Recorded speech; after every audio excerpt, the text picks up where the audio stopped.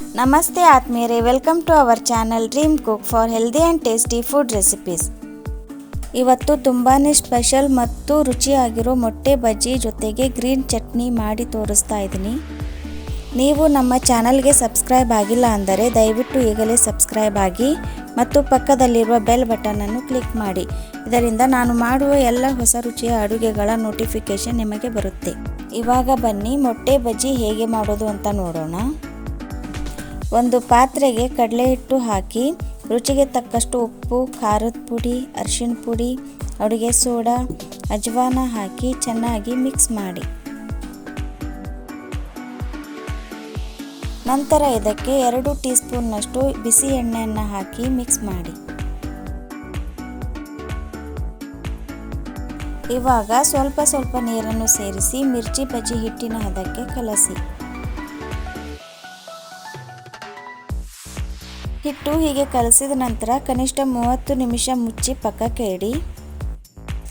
ಇವಾಗ ಗ್ರೀನ್ ಚಟ್ನಿ ಮಾಡಲು 2 ಕಟ್ ಮಾಡಿದ ಟೊಮೆಟೊ, 2 ಕಟ್ ಮಾಡಿದ ಕ್ಯಾಪ್ಸಿಕಮ್, ಖಾರಕ್ಕೆ ಬೇಕಾಗುವಷ್ಟು ಹಸಿಮೆಣಸಿನಕಾಯಿ, 1 ಹಿಡಿ ಕೊತ್ತಂಬರಿ ಸೊಪ್ಪು, 1 ಹಿಡಿ ಪುದೀನ ಸೊಪ್ಪು, ಸ್ವಲ್ಪ ಕಟ್ ಮಾಡಿದ ಹಸಿ ಶುಂಠಿ, ಬೆಳ್ಳುಳ್ಳಿ, ರುಚಿಗೆ ತಕ್ಕಷ್ಟು ಉಪ್ಪು, 1 ಟೀ ಸ್ಪೂನ್ನಷ್ಟು ಬೆಲ್ಲ ಹಾಕಿ ನೀರು ಹಾಕಲಾರದೆ ಪೇಸ್ಟ್ ಮಾಡಿ.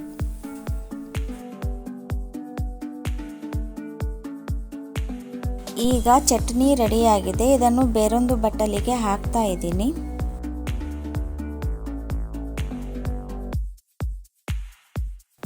ಮೊಟ್ಟೆ ಬಜ್ಜಿ ಮಾಡಲು ನಾನು 6 ಬೇಯಿಸಿ ಸಿಪ್ಪೆ ತೆಗೆದ ಮೊಟ್ಟೆಗಳನ್ನು ತಗೊಂಡಿದ್ದೀನಿ.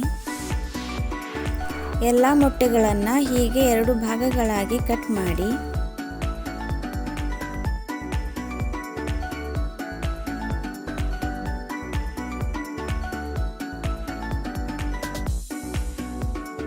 ಇವಾಗ ಒಲೆಯ ಮೇಲೆ ಒಂದು ಪಾತ್ರೆಯನ್ನು ಇಟ್ಟು ಕರಿಯಲು ಎಣ್ಣೆಯನ್ನು ಹಾಕ್ತಾ ಇದ್ದೀನಿ.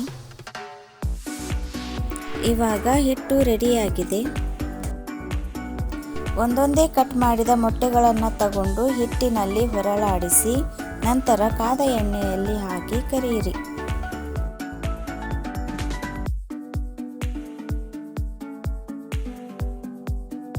ಎರಡೂ ಕಡೆಗೂ ಚೆನ್ನಾಗಿ ಫ್ರೈ ಮಾಡಿ.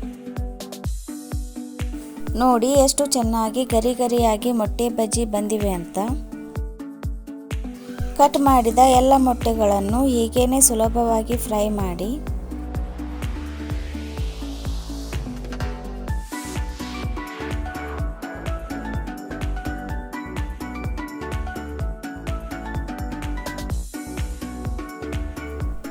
ಬೇಕಿದ್ದರೆ ಹೀಗೇನೆ ತಿನ್ಬೋದು, ಆದರೆ ನಾನು ಈಗ ಮತ್ತೆ 2 ಪಾರ್ಟ್ ಮಾಡ್ತಾ ಇದ್ದೀನಿ.